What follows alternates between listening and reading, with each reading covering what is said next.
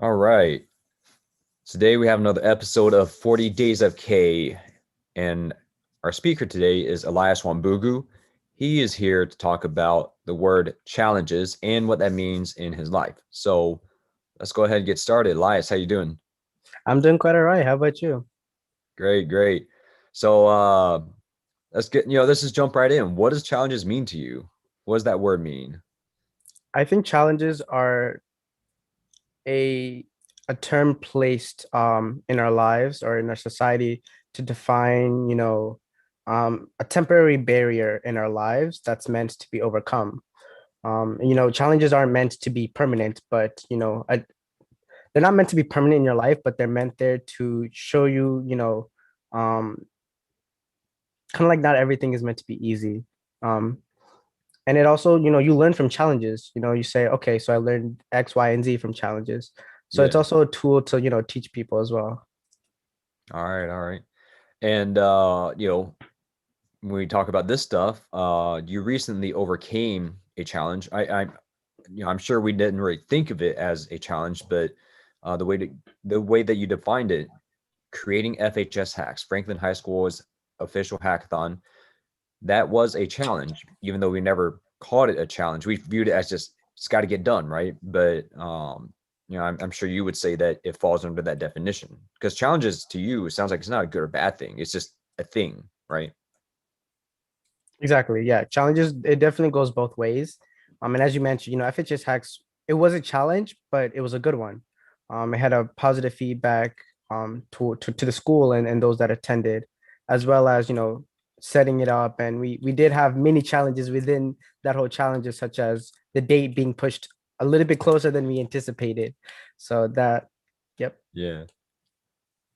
Yeah, and during that time, my big challenge was, getting my hair cut, you know, Yeah. doing it all on my own, and not quite the same challenge, obviously. But you mentioned smaller challenges. One was setting a date, which turned into, oh, okay, the school kind of set the date for us because it was like, hey, we need to do this thing before something happened. All right, here we go, and now we have a schedule crunch. Stuff like, how do we get the word out? All right, here are certain places where we can post. Here are certain people who can help out. Stuff like, all right, the team's a little smaller than what I used to have, so there's less support going around. Okay, how do we get around that? Okay, we work extra hours. We just do a better job of streamlining and coordinating our processes. And I think a lot of it really came down to when you think about how hard the challenge is as opposed to what needs to be done to overcome the challenge. You start to focus too much on just the negatives rather than being realistic and saying, here's the positives and the negatives. How do we get over that hump? Yeah, exactly. It's all about breaking down the overall goal into, smaller achievements. That's how you really achieve anything in life. And you explained it correctly. So you take this big task and you say, okay, within this task, I need to do, task one, task two, task three. And completing those three mini tasks will help you achieve the bigger task. It's almost algorithmic in a sense. I remember Yeah. the first comp sci assignment I ever got was go home, come back, and just provide a list of instructions on how to make a sandwich. Some people, it was just bread, put something on the bread, put a bread on that. There's your sandwich. Some people went really in depth and it was going to the supermarket, buying the bread and all that. But what I really learned from that is you could also then break it down to I need to make money to go to the supermarket to buy the bread. But how do I make the money? I need to get a job. How do I get the job? I got to learn skills. How do I learn the skills? I go to school. I get internships, a million things. How do you go to school? Well, first you grow up, you learn how to talk, walk around, eat, and then eventually you have a sandwich. In this case, how do you make one? Or maybe you don't buy the bread, it's your parents buy it, but it's just like, well, where are the assumptions? Where are the parameters? And that's where we say in comp sci, for algorithms, what packages do I have, what libraries do I have, and then for creating the hackathons, being able to say, okay, what do I have at my disposal, what can I do with what I have? So very, very similar trying to break it down. Exactly. Yep. It's all about, making it easier for you to manage because you can't just do everything at once. So Yeah. that's all there is to it. And I'd like to point out something slightly different, but through the process, you also found ways to demystify the challenge for a lot of your participants. Obviously, your situation is a little different. This is stuff you love, you've been doing for a long time. But for them being brand new to it, how do you go about demystifying something that you're good at that they might not understand at all? It's sometimes so what it comes down to being able to bring yourself to their level of understanding. So the way I did it was, okay, when I first started off programming, what did I do to learn? And the thing with computer science in general, everybody learns differently. So you have to find a way to cater for everybody's uh learning abilities. So I thought we would incorporate fun activities for them to do while not also boring them. So that's why we had the gaming session, to keep everybody Yeah. engaged while they're still learning. So that's where we came in with like workshops that Make School provided. And we structured it very strategically, where the first day we had a very beginner workshop this, and then it led into intermediate and then advanced. It's sort of like a flow diagram from beginner to advanced. So we had from intro to programming all the way to machine learning in Python. And that sort of like breaks down, the process of programming. You start with very little knowledge, then you branch out into having more knowledge. And that to me has worked best. So I said I'll try to apply what how my learning journey to help others. So that's the way that I thought would be best fit. Yeah, yeah. And yeah, like I told you before, that kind of is the philosophy of tech tree root. There's a tech tree in life, and it starts with tech, the theory being not necessarily coding, but there's technology, there's stuff that we can use, whether it's a pencil and paper, being able to write, or actually coding. But you start with that initial skill and that branch that into that tree. And we want to be that root system that helps you grow that tree. So, um, stepping away from hackathons, uh, you do some of or I guess you're about to do something similar with your production company, Donde Productions, because you're also a photographer, and you've mentioned you want to take you want to make these videos and explain to people how do you make these high quality, beautiful images with just household items. And one of my favorite examples was I think it was a watching coffee beans, and the reflective surface was your PS5 or something, right? My Wii, yeah. Oh, okay, your Wii, but it looks like a professional. Well, I mean, I guess it is professional, but my point is, it looks like this massive Hollywood setup type, and it's just, oh yeah, here's my Wii. Then you put stuff on it, and then get the right angle. Yeah, it's really about adapting to your environment. So, not everyone has access to these Hollywood equipment. I didn't start off with a very expensive camera. I started with my phone. So you learn to adapt with what you have. And that's the skill of photography. It's not being able to take the picture, it's being able to use what you have to capture the moment. And so I saw, okay, I don't have a black stained glass. So what could I use to replace that? So I thought, Yeah. what is reflective material? And that's where I got the Wii. And then I said, okay, I want to resemble coffee, but I don't have coffee beans. So I took regular beans and I used that in replacement of coffee beans. And from there, you're able to build the photo that you want captured. And that's really every photo that I've taken since quarantine has been from items that I found around the house, not a single item that I've bought. So it's really about adapting to what you have. So the new assignment is, how do you recreate a photo image with a sandwich? that So I that think, right there is a challenge. Yeah. yeah. So I think one of the really cool things is, um, you're saying it's a reflective surface, not a we, which, we do mention it's we, but the point is, it's not that it's a we, it's a reflective surface that happens to be a we. Yep. Earlier I said PS5, which I've never had a PlayStation, so I don't know if they're reflective. At least I'm thinking about the originals, so maybe they are, maybe they're not. But the main thing is, if I have a reflective surface and it happens to be a Wii or PS5, or maybe um, you know, I can imagine to some degree if I take a mirror, a normal mirror, and put some kind of thin paper on it, thin enough, it becomes the light becomes transfused, or translucent. It it becomes reflected enough, but it's not just, oh, I see the whole watch, kind of like on a clear lake type. But like you're saying, it's about being creative, about recognizing what you have. It's not that you have a we. In this case, it's you have a reflective surface. And I Exactly. think there's a bit of retraining in the brain to say, what do you have in the sense of what do you recognize it as, but also what else is it and what Mhm. are other uses for it? Exactly. It's really, it's about using the resources you have in different ways. So, for example, you might see, and this is another example. So I had another photo with a watch and some pens, and it may look like a white backdrop, but in reality, it's my chopping board. So Yeah. it's about finding different items you have in your household and what they could be used for, not necessarily their intended purpose. So it's Yeah. really about, the creative process behind it. Yeah, yeah, definitely. And speaking of chopping boards, if anyone is ever in a home invasion, you can use a chopping board as a shield because think of it, right? Protects you from knives, right? Obviously, we hope Exactly. that never happens, but I think that's the thing. In certain situations of crisis, of necessity, that's when you get creative. You start thinking, I don't have a shield, but I have a chopping board. In your case, I don't have, the white backdrop, but here's a chopping board.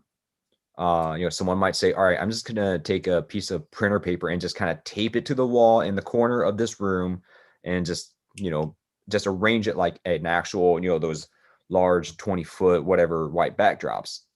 You just got to get a piece of paper and do the right, that right angle, and the light will come off in the correct way. And I'm not even saying this being a photographer. I'm just saying this, you know, you're telling me how you overcame the challenge, and I'm just extrapolating from there. So I think, um, obviously, for a lot of people, until you do it, how do you overcome it? But that's experience. That's listening to people. That's learning from their experience, adapting it for yourself, imitating until you can innovate. And to kind of make it even easier for people to understand,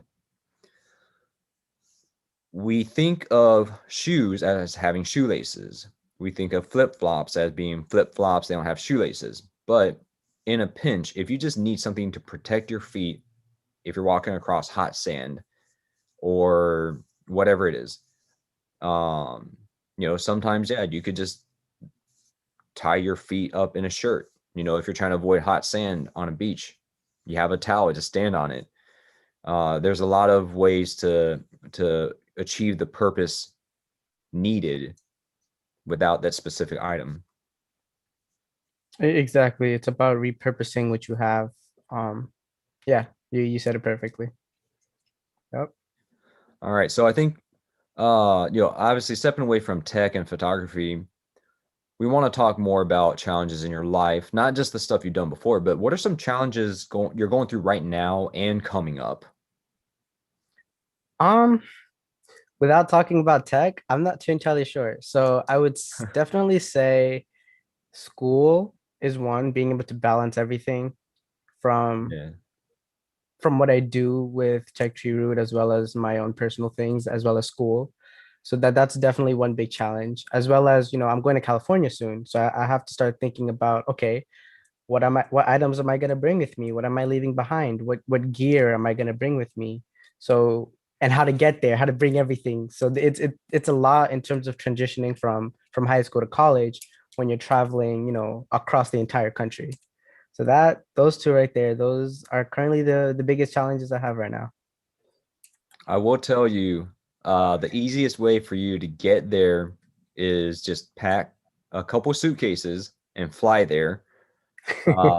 Because the other option, if you drive there, not going to be hard. The issue is once you get there, where do you put your car?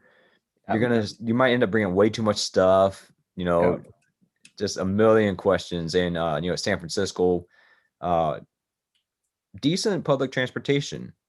So once you get to the airport, you can connect to the city very directly. Um, Probably won't need to bring that much stuff, but you never know. The nice thing is, you are thinking ahead, and I think that's part of achieving and overcoming a challenge is, thinking about it ahead of time. Not necessarily you have to think about stuff to overcome it, but it does help when you're able to think about something ahead of time. And then obviously once it becomes more of an instinct, then you recognize a challenge and you can just come up with a solution on the spot. So, for you, you mentioned school, senioritis, I'm sure, especially with the pandemic, it's kicked in even harder because as opposed to going to school and having friends say, all right, let's just get this done. Now it's all right, I'm at home.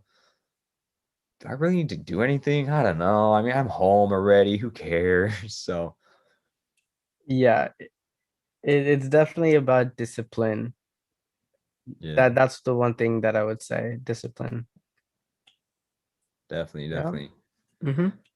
I think it's also interesting you mentioned outside of tech, what else is there to talk about? Not you're not saying that there isn't, but for you, it's such a big deal in your life. It's a big part of who you are, and you're just starting to figure out other things in your life. So I think that is one exciting challenge. What is there you want to do beyond tech? Beyond photography. I'm sure you'll find a lot more things as just over the next few years.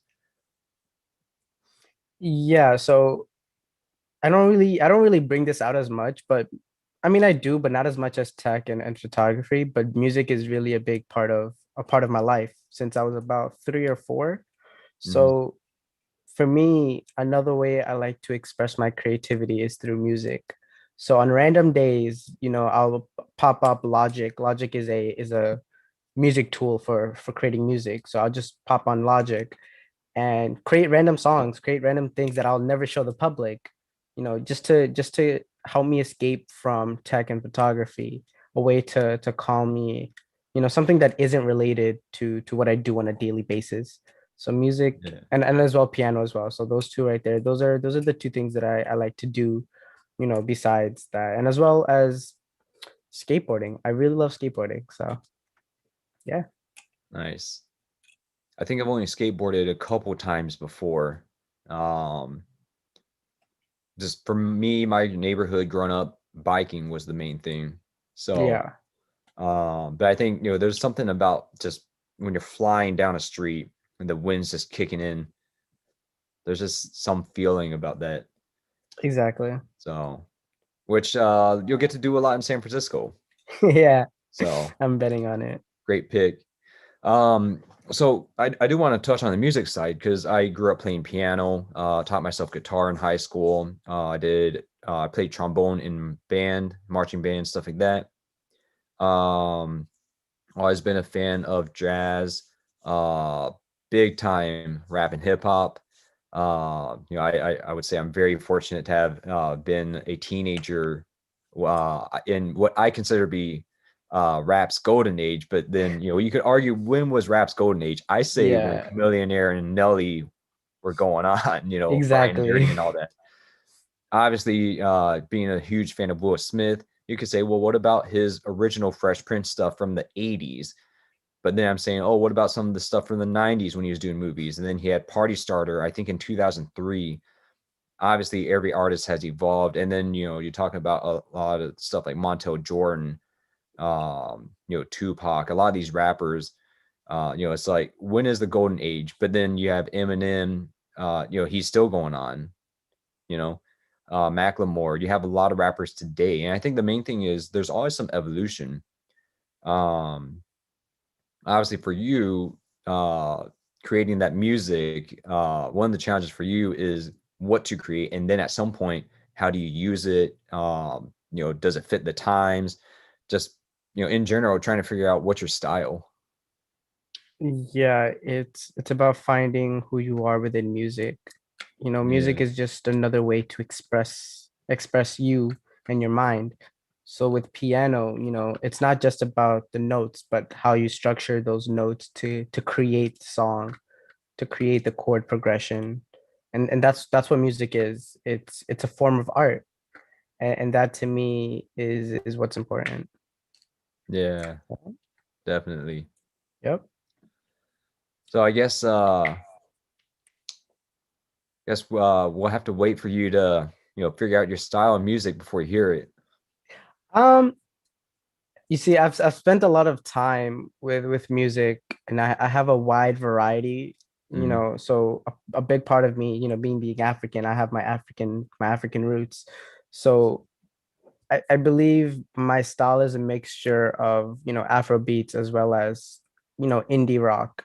So it's definitely like a big mixture, mixing in my culture here in America as well as my culture in Kenya. So I think I have found my style. It's more of finding something I feel right and that I want to release. But until then, it remains a surprise. yeah, yeah. Yep. I think, coming from having multiple backgrounds, a lot of different, very different interests, one of your challenges definitely is trying to say, okay, I have all these things going on. How do I combine them, synthesize them? And, I think that's for a lot of people, that challenge of what's my identity? Who am I? What do I do? What's the point of Yeah, my existence? exactly. Not trying to get all existential right away, but I think for a lot of people, those are questions that we're trying to answer.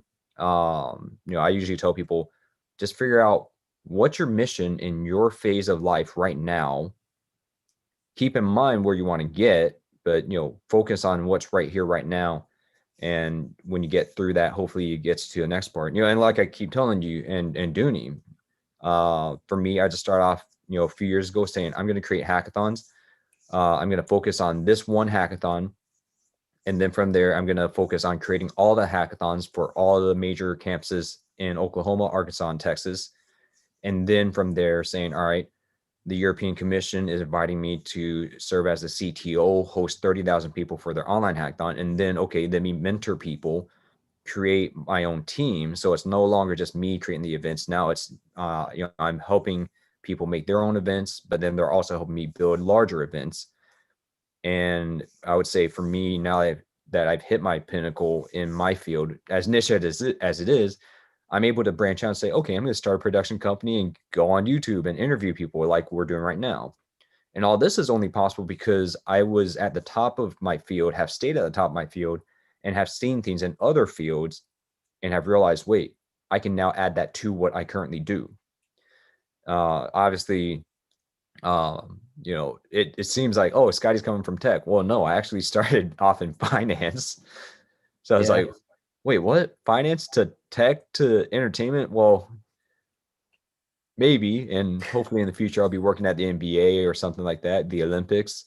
We'll see what happens. But, obviously, um, following my own advice, it's one of those, oh, what's Scotty doing now? Well, one thing at a time. And for you doing tech, photography, music, down the line, who knows? You might be a painter. I mean, you might be doing 14 other things at the same time, like I'm trying to yeah, do, but there's usually going to be, a couple more major things because that's kind of, the stuff you're focusing on a little bit more during that phase while running other things on the side. So obviously, exactly. there's going to be a little bit of, all right, which one's which. Yeah, it's about balancing your life as well because Yeah. you don't want to get burnt out. So yeah. Yeah. So I guess for you in your life, what would you say has been the biggest challenge ever? Finding who I am and who I want to be. And I think that's what the purpose of life is, It's about because once you find out who you are and who you want to be, it creates a domino effect of happiness and prosperity because now you know what you want to do, you know what your career is.